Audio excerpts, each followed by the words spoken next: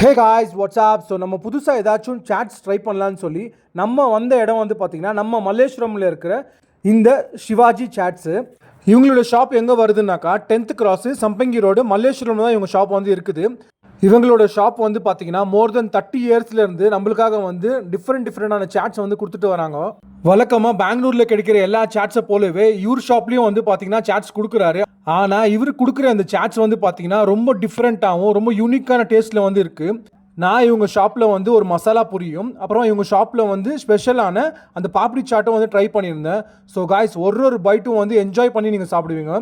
So அதே மாதிரி ஒரு பைட்டும் ரொம்ப கிறிஸ்பியாகவும் ரொம்ப காரமாகவும் அந்த மசாலாலாம் பர்ஃபெக்டாக இருந்துச்சு.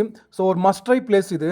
இவங்க கிட்ட கிடைக்கிற எல்லா சாட்ஸுமே வந்து பார்த்தீங்கன்னா ரொம்ப குவாலிட்டியாகவும் ரொம்ப நீட் அண்ட் ஹைஜீனிக்காக வந்து கொடுத்துட்டு வராரு.